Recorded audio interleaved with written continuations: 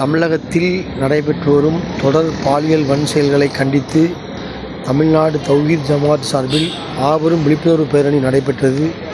இந்த பேரணியில் ஆயிரக்கணக்கான பெண்களும் தொண்டர்களும் கலந்து கொண்டனர். இந்த பேரணியில் வன்புணர்வை தடுக்கும் விதமாக கோரிக்கைகள் எழுப்பப்பட்டன.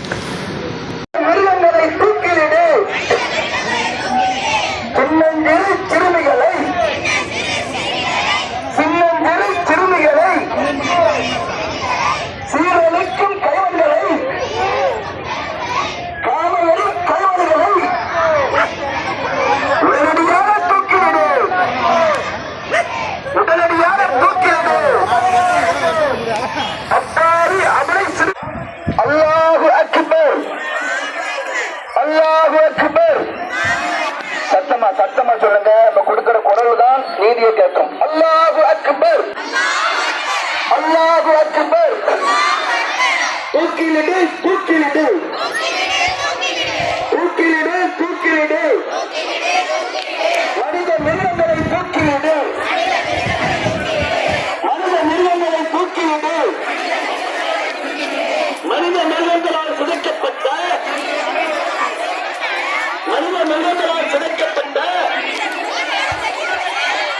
அப்பாவி சிறுமிகளுக்கும் அவளை கொள்ளும்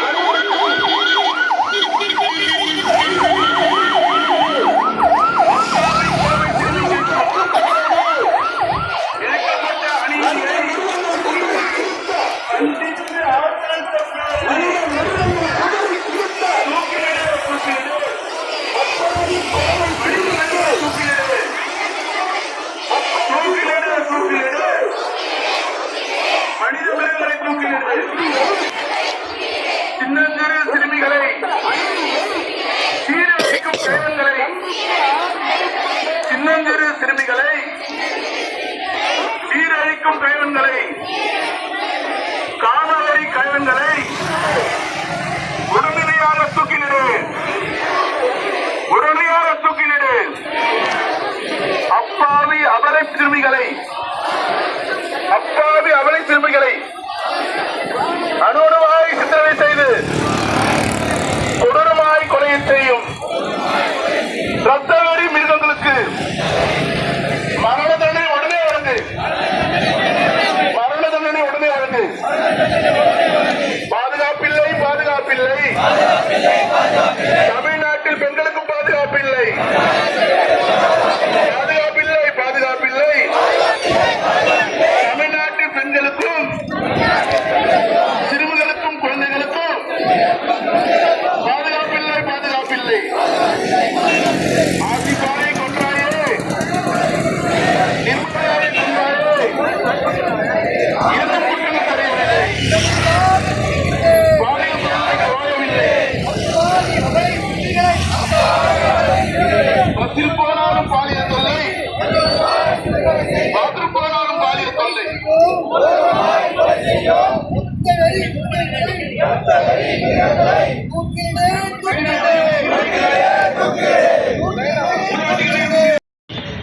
தொடர்ச்சியாக அதிக அளவில் நடைபெறுகிறது. அவற்றை தடுத்து நிறுத்த வேண்டும். உரிய விதத்திலே தமிழ்நாட்டில் பெண்களுக்கு பாதுகாப்பு வழங்கிட வேண்டும். மிக குறிப்பாக எதுவும் அறியாத சிறுமிகளும் இந்த அரக்க குணம் கொண்டவர்களின் கைகளில் சிக்கி சின்ன பின்னமாக சீரழிவதை தடுத்து நிறுத்திட வேண்டும் என்பதை ஒரு விழிப்புணர்வாக ஏற்படுத்த வேண்டும் என்பதற்குத்தான் இந்த பேரணி. தமிழகத்திலே தமிழ்நாடு தௌஹீத் ஜமாத்தின் சார்பாக இன்றைக்கும் நாளைக்குமாக ஒட்டுமொத்த தமிழகத்தில் 50க்கும் அதிகமான இடங்களிலே இந்த பேரணியை நாம் நடத்தி கொண்டிருக்கிறோம். நமது நாட்டை பொறுத்தவரை பெண்கள் என்றாலே போற்றுகிற நாடு. பெண்களை அதிக அளவில் போற்றுகிற மாநிலம் இந்த தமிழ்நாடு. பெண்கள் நாட்டின் கண்கள் என்போம். மங்கையராய் பிறப்பதற்கே நல்ல தவம் செய்திடல் வேண்டும் என்று கவி பாடி பெண்களுக்கு பெருமை சேர்க்கின்றோம். நமது நாட்டில் நீதி வழங்கக்கூடிய முறையை ஒரு பெண்ணாக உருவகித்து நீதி தேவதை என்று சொல்லி பெண்களை கண்ணியப்படுத்துகிறோம். நதிகளுக்கும் ஆறுகளுக்கும் கூட பெண்கள் பெயர் சூட்டி மகிழ்கிறோம். மேடைகளிலும் பட்டிமன்றங்களிலும் குடும்பத்தின் ஆணிவேர் பெண்கள், வீரத்தின் விளையிலும் பெண்கள் என்றெல்லாம் பெண்களை பற்றி புகழாத மக்களே கிடையாது. அந்த அளவிற்கு நமது தமிழ்நாட்டிலே, இந்த இந்திய திருநாட்டிலே பெண்கள் அதிகமாக போற்றப்படக்கூடிய ஒரு சூழல் இருக்கின்றது. ஆனால் இன்னொரு புறத்திலே அவ்வாறு பெண்களை போற்றக்கூடிய போற்றுதல்கள் எல்லாமும் வெற்று சடங்குகள் தாமா என்று நம்மை நாமே கேள்வி கேட்டுக் கொள்ளக்கூடிய அவலநிலை இருக்கின்றது.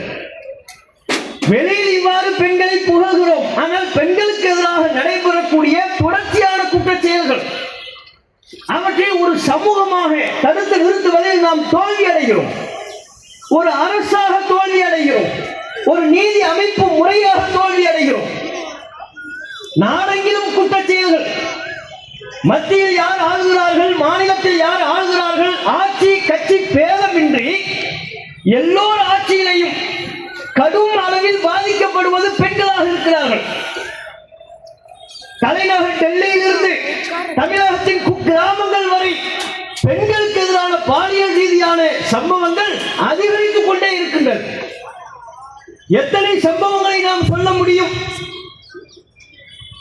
சமீபத்தில் ஒரு 2-3 ஆண்டுகளாக நடைபெற்ற சம்பவங்களை நாம் அடுக்கி பார்த்தாலே நமது நாட்டில் பெண்களுக்கு, குறிப்பாக சிறுமிகளுக்கு பாதுகாப்பே இல்லையா? இப்படிப்பட்ட சமூகத்தில் நாம் வாழ்ந்து கொண்டிருக்கிறோம் என்று வெற்றி தலைமுடிய வேண்டிய நிலை ஏற்படுகிறது. குமாரபாளையத்தில் 7 வயது சிறுமி பாலியல் ரீதியான வல்லுறவுக்கு ஆளாக்கப்படுகிறார். விளாத்திக்குளத்தில் 12ஆம் வகுப்பு மாணவி பாலியல் ரீதியான வல்லுறவுக்கு ஆளாக்கப்படுகிறார். மதுராந்தகத்தில் 16 வயது மாணவி, சென்னை அடையாறில் 22 வயது கல்லூரி மாணவி, நாகை வேளாங்கண்ணியில 9 வயது சிறுமி, இப்போது சமீபத்தில் கோவை சூலூரிலே 10 வயது சிறுமி. இப்ப நாம என்ன கேட்கிறோம்? ஒரு காமுகன் நமது நாட்டிலே விபச்சாரம் அனுமதிக்கப்பட்டிருக்கிறது. விபச்சாரமே ஒரு தொழில், அதையும் ஒரு தொழிலாக பார்க்க வேண்டும் என்று நீதிமன்றம் சொல்கிறது. ஆணும் பெண்ணும் இணைந்து விபச்சாரம் செய்தால் அது குற்றமில்லை என்று சட்ட அமைப்புகள் சொல்கிறது. விபச்சார விடுதிகளுக்கு அங்கு ஆங்காங்கே நடைபெற்றுக் கொள்ளக்கூடிய அவலத்தையும் பார்க்கிறோம். இப்படிப்பட்ட வாழக்கூடிய இந்த சமூகத்திலே வீட்டை விட்டு வெளியே வந்து விளையாடுற ஒரு 9 வயது 10 வயது சிறுமிக்கு பாதுகாப்பில்லை என்றால், அந்த சிறுமியை பார்த்தவனுக்கு காம எண்ணம் ஏற்படுகிறது என்றால், அந்த சிறுமியையும் விட்டு வைக்காமல் தன்னுடைய காம பசிக்கு இரையாக்குகிறான் என்றால், காம பசிக்கு இரையாக்குவது மட்டுமல்ல, அந்த சம்பவத்தை வெளியில் போய் சொல்லிவிடக் கூடாது என்பதற்காக கொஞ்சம் கூட இரக்கம் பார்க்காமல் அந்த 10 வயது சிறுமியை தலையிலும் உடம்பிலும் பல்வேறு காயங்களை பார்ப்பதற்கே மனம் பொறுக்க முடியாத அளவில் காயங்களை ஏற்படுத்தி கொலை செய்கிறார்கள் என்றால் நாம் எப்படிப்பட்ட சமூகத்தில் வாழ்கிறோம்? அத்தகைய மனிதர்கள் எந்த முகமூடி போட்டுக்கொண்டு நம்மிடையே உலாவிக் கொண்டிருக்கிறார்கள்? சிந்திக்க வேண்டாமா? கோவை சூலூரிலே உயிரிழந்த அந்த சிறுமி நம்முடைய மகள் போல் அல்லவா? நம்முடைய சகோதரி போல் அல்லவா? அவளுக்கு மகன் வேண்டுமா? அவள் முஸ்லிமாக இருந்தால்தான் நாங்கள் கவலைப்பட வேண்டுமா? அந்த பெண்ணுக்கு நேர்ந்த கதி நாளை இங்கே நின்று கொண்டிருக்கிற நம்முடைய பிள்ளைக்கு ஏற்பட்டு விடாதா? ஏற்படாது என்பதற்கு என்ன உத்தரவாதம்? யோசித்து பாருங்கள். அந்த பெற்றோர்கள் சொல்வதை கேட்டால் மனம் பரிதவிக்கிறது. கோவை சூழல்ல என்ன நடந்துச்சு? வீட்டை விட்டு விளையாட போயிருக்கு. 10 வயசு பிள்ளைங்க விளையாட போகுது. பெற்றோர்கள் மாலை நேரமாகிவிட்டது, வருவாங்க பார்க்கறாங்க, பிள்ளை வரல. நைட் ஆயிடுச்சு, இரவு நேரமாகிவிட்டது, நள்ளிரவு ஆகிவிட்டது, குழந்தை வரவில்லை. அழுது தீர்த்து புலம்பிக் கொண்டிருக்கிறார்கள். மறுநாள் காலை பெற்றோருக்கு தகவல் வருகிறது, அங்கே ஒரு மூட்டை, ஒரு சாக்கடை, ஒரு பிணம் இருக்கிறது, அது உங்கள் பிள்ளையா, வந்து பாருங்கள் என்று பார்க்கிறார்கள். தங்கள் பிள்ளை முகத்தை பார்க்க முடியவில்லை. பெற்ற தாயின் மனது அந்த குழந்தையை பார்க்கின்ற பொழுது எவ்வளவு மனம் போவார். இது ஒரு சம்பவம் அல்ல. ஏதோ தாவேகா ஆட்சியில் தான் இப்படிப்பட்ட சம்பவங்கள் நடைபெறுகிறது என்பது நம்முடைய குற்றச்சாட்டும் அல்ல. யார் ஆட்சியில் இருந்தாலும் இத்தகைய சம்பவங்கள் தொடர்ச்சியாக நடைபெற்றுக் கொண்டிருக்கிறது. இங்கே நாம என்ன கேட்கிறோம்? அந்த குற்றவாளிகள் மீண்டும் மீண்டும் இத்தகைய குற்றச் செயல்களில் ஈடுபடுவதற்கு என்ன காரணம்? 7 வயசு சிறுமின்னு பார்க்க மாட்டீங்களா? ஊத்தங்கரையில 60 வயது மூதாட்டி, அவளை கூட விட்டு வைக்கிற. அவெல்லாம் மனுஷனா? அவன் நம்மோடு வாழ்வதற்கு தகுதி உள்ளவனா? அப்படின்னா நம்ம ஒரு சிஸ்டமா தோத்து போயிட்டோம். நம்ம நாட்டில் காம எண்ணத்தை தீர்ப்பதற்கு எத்தனை வழிகள் இருக்கும். ஒரு கிழவியை விட்டு வைக்க மாட்டான், 6 வயசு சிறுமியை விட்டு வைக்க மாட்டான் என்று சொன்னால், அவனை இந்த சட்டம் விட்டு வைக்கும் என்று சொன்னால், ஒரு சட்ட அமைப்பு முறையாக, நீதி பரிமாண முறையாக, ஒரு சமூகமாக நாம் தோற்று போய்விட்டோம். நம்ம பிள்ளைக்கு பாதுகாப்பு இல்லைன்னா என்னங்க நம்ம பாதுகாப்பு கொடுக்கிறோம்? எல்லையில் நின்று கொண்டு யாரை பாதுகாக்கிறோம்? எதை பாதுகாக்கிறோம்? வெறும் நிலத்தை பாதுகாப்பதா? மக்களை பாதுகாப்பது? தொடர்ச்சியா இந்த சம்பவங்கள் நடக்கிறதுக்கு அடிப்படையான காரணமே சட்ட அமைப்பு முறை வலுவா இல்லை. உங்களுக்கு நினைவு இருக்கலாம், சென்னையில போனூர் ஹாசினி என்கிற 6 வயது சிறுமி சில வருடங்களுக்கு முன்பு நடைபெற்ற நிகழ்வு. அந்த சிறுமிக்கு நேர்ந்த கதி என்னவென்று தெரியுமா? இதே போலத்தான். வீட்டு விட்டு வெளியே விளையாட போனா வரல, பெற்றோர்கள் பரிதவிக்கிறாங்க. மறுநாள் பார்த்தா பணமா கிடக்கலாம். யாரு அந்த குற்றச் செயலில் ஈடுபட்டவன்? யார்? அந்த வீட்டுக்கு அருகாமையில் வசித்த தஷ்வந்த் என்கிற இளைஞன். அந்த இளைஞன் தான் குற்றச் செயலில் ஈடுபட்டான் என்று காவல்துறை குற்றம் சாட்டுகிறது, ஆதாரங்களை அடுக்குகிறது. நீதிமன்ற வழக்குகள் நடைபெற்றது. கடைசியில் என்ன ஆச்சு? அந்த சிறுமி இன்றைக்கு உயிரோடு இல்லை, குற்றவாளி உயிரோடு இருக்கிறான். தஷ்வந்த் உயிரோடு இருக்கிறான், அந்த சிறுமி உயிரோடு இல்லை. தஷ்வந்த் உயிரோடு மாத்திரம் இல்லை, அந்த சிறுமியை சீரழிச்சிட்டு ஜெயிலுக்குள்ள போறான். இப்படிங்கிறதுக்குள்ள ஜாமீன்ல வெளியே வரான். சில பல நாட்கள் கழித்து ஜாமீனில் வெளியே வந்துவிட முடிகிறது. ஜாமீன்ல வெளியே வந்ததற்கு பிறகு அந்த அரக்கனை பெற்றெடுத்த தாயை மனம் பொறுக்காம நீ எல்லாம் மனுஷனான்னு கேட்டான். அந்த தாய் ரோஷம் உள்ளவள். பாதிக்கப்பட்ட பெண்ணை தன்னுடைய மகளாக நினைத்தாள்.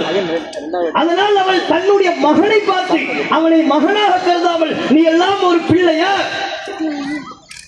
கேள்வி எழுப்பியதற்காகவே தன்னுடைய தாயின் தலையில் கல்லை தூக்கி போட்டு கொலை செய்து விட்டான் இந்த தஷ்வந்த். கொலகார பாவி. சின்ன பிள்ளையை கொண்டு இருக்கிறான், பெத்த தாயை கொண்டு இருக்கிறான். அவனுக்கு ஜாமீன். மகிழா நீதிமன்றத்தில், பெண்கள் நீதிமன்றத்தில் அவனுக்கு தூக்கு தண்டனை என்று சொன்னார்கள். ஆனா உச்ச நீதிமன்றம் என்ன சொன்னது? ஆதாரங்கள் சரியில்லை, காவல்துறை கொடுத்த அறிக்கை போதுமானதா இல்லை, தஷ்வந்த் அவன்தான் குற்றவாளி என்று சொல்வதற்கு போதிய ஆதாரங்கள் இல்லை. ஆகவே அவனுக்கு விதிக்கப்பட்ட மரண தண்டனையை ரத்து செய்து அவர் மீது வேறு வழக்கு இல்லை என்றால் அவரை விடுதலை செய்யுமாறு கேட்டுக்கொள்கிறோம். உச்சநீதிமன்றம் கேஸை க்ளோஸ் பண்ணிடுச்சு. விடுதலை, மரண தண்டனை ரத்து. இப்படி இருந்தா எப்படிங்க குற்றவாளி மீண்டும் மீண்டும் அந்த குற்றத்தில் ஈடுபட மாட்டான்? அரச விமர்சனம் பண்ணி வழக்கு வாங்கினா அவன் ஜாமீன்ல வர முடியல. நமது நாட்டின் அரசமைப்பு முறைகளை எதிர்த்து கேள்வி எழுப்பினால் அவர்களுக்கு ஊப்பா தடா பொடான்னு என்னென்ன கேஸ் இருக்கோ எல்லாத்தையும் போடுற. ஜாமீன்ல வெளியே வரவே முடியாத அளவிற்கு வழக்குகள். ஆண்டாண்டு காலம் அவனுக்கு ஜாமீன் நிராகரிப்பு. அரசை எதிர்த்து கேள்வி எழுப்பினான் என்பதற்காக எத்தனை ஊடகவியலாளர்கள் சிறைச்சாலையில் இன்றைக்கும் அந்த வேதனையை அனுபவித்துக் கொண்டிருக்கிறார்கள். ஆனா பெண்களை கை வச்சுட்டு சிறுமிகளை சீரழிச்சிட்டு உள்ள போறான், அவன் ஜாமீன்ல வந்துடுறான். 1 மாசம் 2 மாசம் உள்ள இருக்கிறான், ஜாமீன்ல வெளியே வர்றான். அவனுக்கு கையில மாவு கட்டும் இல்லை, காலில் மாவு கட்டும் இல்லை. வெளியே அனுப்பி வைக்கும் பொழுது தையல் மிஷினை கொடுத்து அனுப்பி வைக்கிறான். எதுக்கு?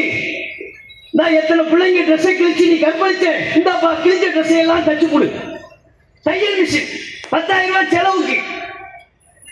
நமது நாட்டின் அரசமைப்பு சட்டம் அப்படி இருக்கின்றது. குற்றவாளியை உறுதிப்படுத்துறதே கஷ்டம். இதுல குற்றவாளி என்று உறுதிப்படுத்துவதற்கே நீதிமன்ற நடக்கக்கூடிய கால அவகாசம் இருக்கிறது. குறிப்பா பெண்களை, சிறுமிகளை பாலியல் ரீதியாக வல்லுறவு செய்த அந்த குற்றவாளிகளை நீதிமன்றமோ இழுத்தடிக்குது. 20 வயசுல ஒரு பொம்பளை மேல கை வைக்கிறான், ஒரு சிறுமி மேல கை வைக்கிறான். வழக்கு ஓடுது ஓடுது ஓடுது. நான் வேடிக்கைக்கு சொல்லல, பத்திரிகையில நீங்களே செக் பண்ணி பார்க்கலாம், சமூக வலைதளத்துல செக் பண்ணி பார்க்கலாம். ஒரு வயசான ஆளை தூக்கிட்டு வர்றாங்க எங்க கோர்ட்டுக்கு. 4-5 பேர் சேர்ந்து, யார் பத்த பிள்ளையோ தெரியலையே, ஏன் இவ்வளவு கஷ்டமா வர்றாரு என்னன்னு பார்த்தா, அவரு 20 வயசுல ஒரு பெண்ணை கற்பழிச்சான். அவருக்கு தூக்கு தண்டனை என்று தீர்ப்பளித்து விட்டதாம் நீதிபதி. எப்போ அவனை 4 பேர் தூக்கிட்டு வராங்க, நடக்க முடியல, அவனுக்கு தூக்கு தண்டனையா. இனிமே அவன் வாழ்ந்தா என்ன, தூக்குல போட்டா என்ன, போடாட்டி என்ன? இப்படியா நீதிமன்ற பரிபாலன முறைகள் கால தாமதம் செய்வது? ரொம்ப வேதனையா இருக்கு. சாதாரண வழக்கிலேயே கால தாமதம் செய்யறாங்க. சின்ன வழக்கு சமீபத்தில் வந்த ஒரு தீர்ப்பு நீங்க பார்த்திருக்கலாம். 2016 நெல்லை ராதாபுரம் என்கிற ஒரு தொகுதி, அந்த தொகுதியில திமுகவின் சார்பா அப்பாவும் நிற்கிறார்.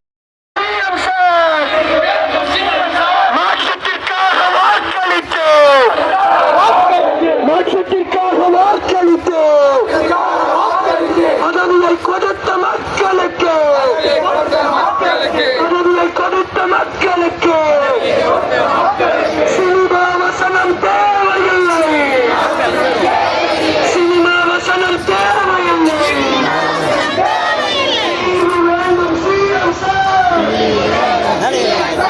நான் எடுத்துட்டேன், நிறைய எடுத்துட்டேன், ஸ்டோரேஜ் ஃபுல்லாகிடுது.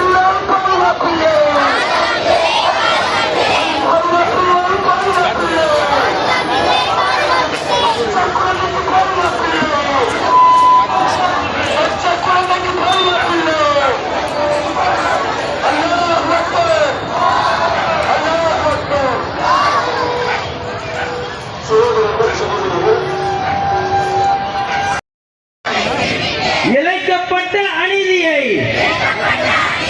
கண்டித்து ஆர்த்தெழுந்த பேரணி. தூக்கிலிடு தூக்கிலிடு தூக்கிலிடு தூக்கிலிடு, மனித மிருகங்களை தூக்கிலிடு. சிறுமிகளை, சின்னஞ்சிறு சிறுமிகளை, சீரழிக்கும் கயவன்களை, காமவெறி கயவன்களை, அபலை சிறுமிகளை, அணுவணுவாய் சித்திரவதை செய்து, கொடூரமாய் கொலை செய்யும் இரத்த வெறி மிருகங்களை மரண தண்டனை உடனே வழங்கு. இரத்த வெறி மிருகங்களுக்கு மரண தண்டனை உடனே வழங்கு.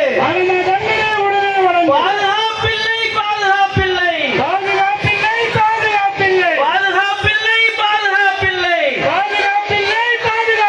தமிழ்நாட்டில் பெண்களுக்கும் சிறுமிகளுக்கும் குழந்தைகளுக்கும் பாதுகாப்பில்லை பாதுகாப்பில்லை. ஆசிபாவை கொன்றானே, பாலியல் கொலைகள் ஓயவில்லை. பஸ்ஸில் போனாலும் பாலியல் தொல்லை, பஸ்ஸில் போனாலும் பாலியல் தொல்லை, பாத்ரூம் போனாலும் பாலியல் தொல்லை. சிறுமியையும் சீரழிக்கிறான், மூதாட்டியையும் கற்பழிக்கிறான். இரத்த வெறி பிடித்த மிருகங்களின் கூட்டு பாலியல். தலைகுனிவே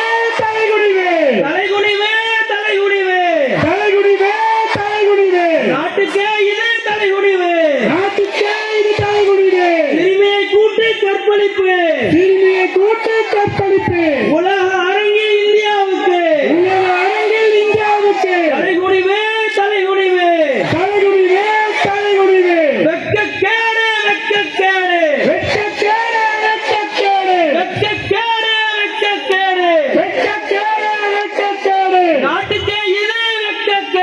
நாட்டுக்கே இது வெட்கக்கேடு. மானக்கேடு